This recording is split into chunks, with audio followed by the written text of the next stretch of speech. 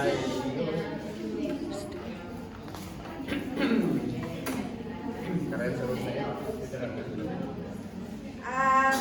bismillahirrahmanirrahim. Assalamualaikum warahmatullahi wabarakatuh.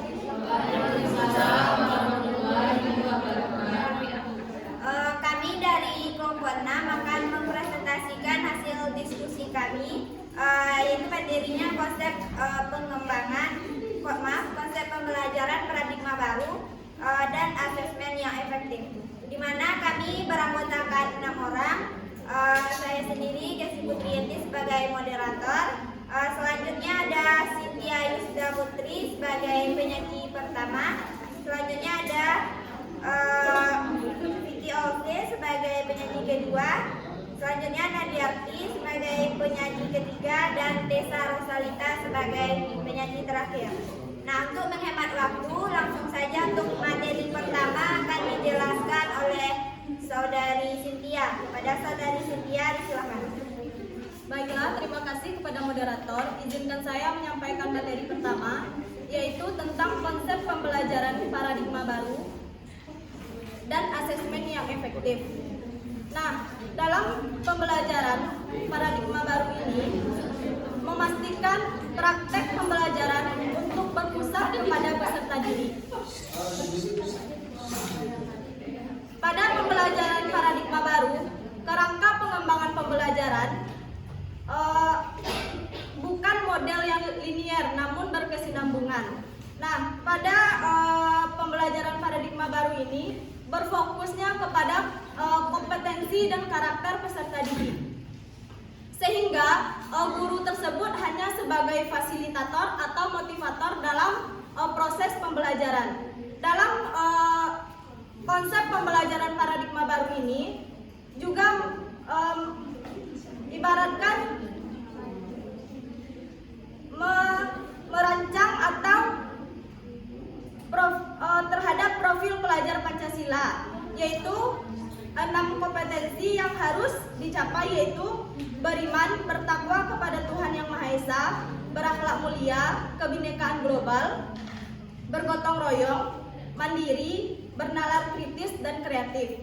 Nah, selanjutnya untuk asesmen yang efektif itu dilakukan penilaian menggunakan 3 asesmen,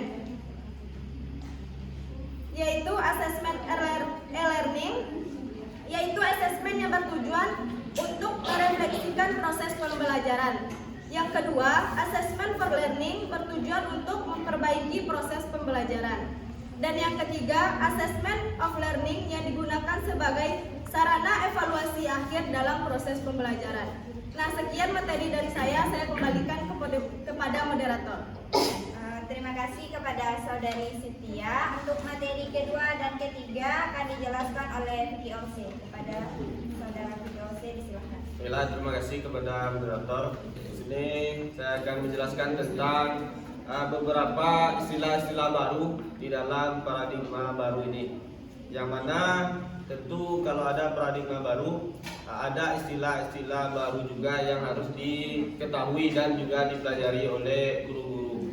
Yang pertama, dalam istilah baru ini memakai juga istilah lama, cuman ada pergantian ataupun perubahan-perubahan yang tidak terlalu signifikan. Isinya sama tetap, namun istilah-istilahnya ada yang diubah. Seperti kita tahu itu ada silabus di dalam pembelajaran, di dalam perencanaan pelajaran, diganti menjadi ATP, alur tujuan pembelajaran. Yang kedua, kita kenal yang biasanya KKM ataupun batas minimum KKM untuk penilaian, dan sekarang diganti menjadi KKTP, yaitu kriteria ketercapaian tujuan pembelajaran. Dan juga yang biasanya guru-guru menggunakan RPP, sekarang diganti menjadi modul ajar. Di dalam modul ajar ini terdapat banyak sekali materi-materi dan juga ada pertanyaan yang sangat menarik sekali, dirancang sesuai dengan materi-materi yang sudah ada di dalam ATP. Seperti materi-materi yang sangat signifikan, yang berupa kalau di dalam materi sejarah materinya berupa tentang kearifan lokal dan juga tentang sejarah-sejarah lokal yang harus dilestarikan oleh peserta didik, itu yang dipelajari. Yang selanjutnya kita kenal juga ada proyek dari profil Pancasila, yang mana biasanya 1 jam pembelajaran disisihkan untuk menyelesaikan proyek. Di sini ada proyeknya untuk di dalam mencegah pemanasan global, tentang kearifan lokal, ya, tentang kewirausahaan, dan juga ada proyek tentang profil pelajar Pancasila itu sendiri. Itu materi yang dapat saya sampaikan, dikembalikan ke moderator. Terima kasih kepada saudara Vicky. Untuk materi keempat akan dijelaskan oleh Nadiarti. Kepada saudari Nadiarti, disilakan. Baiklah, terima kasih saya ucapkan kepada moderator. Di sini saya akan menjawab tentang pertanyaan tantangan yang mungkin muncul dalam pembelajaran paradigma baru. Yang mana di sini dari hasil diskusi kami menemukan beberapa tantangan yang mungkin akan muncul dalam penerapan pembelajaran paradigma baru. Yang pertama yaitu dari segi waktu. Yang mana dari segi waktu ini berkemungkinan para guru akan menemukan kesulitan dalam melakukan pemahaman terhadap paradigma baru itu sendiri, karena terdapat beberapa perubahan-perubahan dari penerapan pembelajaran yang sebelumnya. Kemudian permasalahan yang kedua yaitu adanya dari segi materi, yang mana jika dilihat dari segi materi pembelajarannya, terutama dalam pembelajaran sejarah itu sendiri, ada beberapa materi yang bisa dikatakan tidak dapat dilakukan secara bebas atau materinya bersifat khusus sehingga memerlukan pengarahan dari guru. Kemudian yang ketiga yaitu peserta didik telah terbiasa dengan metode pembelajaran yang lama, yang mana pada proses pembelajaran yang lama, pendidikan atau kegiatan pembelajaran itu dilaksanakan secara metode ceramah, atau bisa juga dikatakan siswa hanya menerima ilmu atau informasi dari apa yang disampaikan oleh gurunya. Namun pada paradigma baru ini siswa dituntut untuk lebih kritis, kreatif, dan efektif agar mereka bisa menemukan dan menentukan tujuan atau capaian pembelajaran mereka sendiri. Kemudian yang keempat yaitu adanya kesulitan guru untuk memahami karakter siswa, sehingga di sini diperlukan guru harus benar-benar menguasai karakteristik siswa agar dia bisa mengelompokkan kebutuhan siswa. Misalnya siswa A, B, C paham dengan cara menggunakan media visual, jadi dia harus benar-benar memahami metode tersebut. Kemudian yang kelima yaitu adanya keterbatasan guru dalam mengaplikasikan alat-alat elektronik untuk dijadikan sebagai media pembelajaran. Selain itu juga adanya kekurangan sarana dan prasarana dari pihak sekolah untuk menunjang proses pembelajaran paradigma baru. Demikian materi dari saya kembalikan kepada moderator. Baik, terima kasih kepada saudari Nadiarti. Nah, untuk materi terakhir akan dijelaskan oleh saudari Tessa. Kepada saudari Tessa, silakan. Terima kasih kepada moderator. Selanjutnya saya akan menjelaskan mengenai materi terakhir yaitu strategi yang perlu dilakukan terhadap kemungkinan tantangan-tantangan yang muncul dalam perencanaan pembelajaran dan asesmen paradigma baru, yaitu seperti kita memberikan pelatihan-pelatihan kepada guru mengenai pembelajaran paradigma baru, karena kualitas siswa itu juga tergantung kepada kualitas guru. Nah, untuk mencetak generasi yang berkualitas, tentu gurunya juga harus unggul. Makanya guru-guru tersebut harus bisa mengikuti pelatihan-pelatihan, webinar-webinar. Nah, selain itu juga guru tersebut merupakan garda terdepan dari berbagai perubahan. Nah, mau tak mau, guru tersebut harus siap menghadapi perkembangan zaman, perkembangan kebijakan pemerintah. Nah, agar tidak hanya beradaptasi, namun juga mampu menyiapkan siswa sebagai generasi bangsa supaya mampu menjawab tantangan di masa depan. Baiklah, itu materi dari saya kembalikan kepada moderator. Baik, terima kasih kepada saudari Tessa.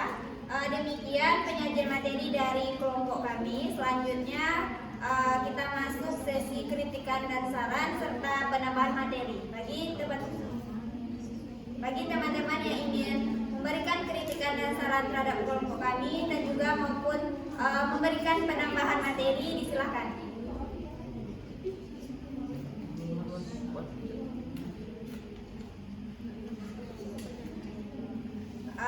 Apakah tidak ada yang memberikan penambahan materi? Oke, kalau tidak kita masuk sesi pertanyaan. Bagi teman-teman yang ingin memberikan pertanyaan disilahkan. Baik, silakan Bang Jaka. Baik, terima kasih kelompok 6. Saya Jaka Yunuri dari kelompok 5. Izin bertanya. Dalam pembelajaran paradigma baru itu kan banyak muncul konsep dan istilah yang terkait dengan perencanaan dan proses pembelajaran seperti silabus, FTP, dan lain-lain. Nah, dari perubahan tersebut, apa yang harus dipersiapkan oleh seorang guru profesional?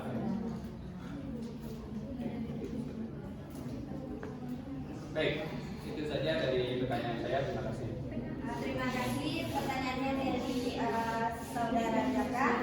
Untuk menjawab pertanyaan dari Saudara Jaka ini akan dijawab oleh Saudari Tessa. Kepada Saudari Tessa, silakan. Saya akan mencoba menjawab pertanyaan dari Saudara Jaka. Memang di dalam pembelajaran paradigma baru ini memang ada muncul istilah-istilah baru yang baru kita kenal atau di dalam kurikulum Merdeka ini seperti silabus menjadi ATP, KKM menjadi KKTP, KPP menjadi modul ajar dan lain-lainnya. Nah, bagaimana kita seharusnya sebagai seorang guru untuk menyikapi hal tersebut? Yang pertama, tentu kita sebagai seorang guru juga harus belajar memahami perubahan istilah-istilah yang ada dalam paradigma baru atau kurikulum Merdeka ini. Belajar dari sumber-sumber daring, misalnya seperti webinar online, YouTube, maupun mengikuti pelatihan-pelatihan secara offline, seperti mengikuti IHT atau in-the-house training. Kemudian kita sebagai seorang guru juga perlu membaca RPS mengenai pembelajaran paradigma baru ini seperti apa. Kemudian kita sebagai guru juga perlu mempelajari undang-undang dan Permendikbud tentang pembelajaran paradigma baru ini atau kurikulum Merdeka. Itu jawaban dari saya kembalikan lagi kepada moderator. Baik, terima kasih kepada Saudari Tessa. Itulah jawaban dari kelompok kami. Apakah ada teman-teman yang ingin menambahkan jawaban dari kelompok kami? Jika ada, disilakan. Kalau tidak, kami kembalikan kepada Saudara Jaka. Bagaimana Saudara Jaka? Apakah bisa memahami jawaban dari kelompok kami? Baik, terima kasih kepada kelompok 6. Jadi, mungkin yang bisa saya simpulkan itu memang dalam memahami itu ada perubahan istilah ya. Ada perubahan istilah dalam mengimplementasikannya, termasuk dengan memanfaatkan beberapa media seperti YouTube, baik itu secara online maupun secara offline. Baik, mungkin itu yang bisa saya pahami. Terima kasih. Selanjutnya, apakah masih ada yang teman-teman yang ingin bertanya kepada kelompok kami? Jika tidak, demikianlah presentasi dari kelompok kami. Terima kasih atas perhatiannya dan mohon maaf jika ada kekurangan. Kami sudahi. Assalamualaikum warahmatullahi wabarakatuh. Waalaikumsalam warahmatullahi wabarakatuh.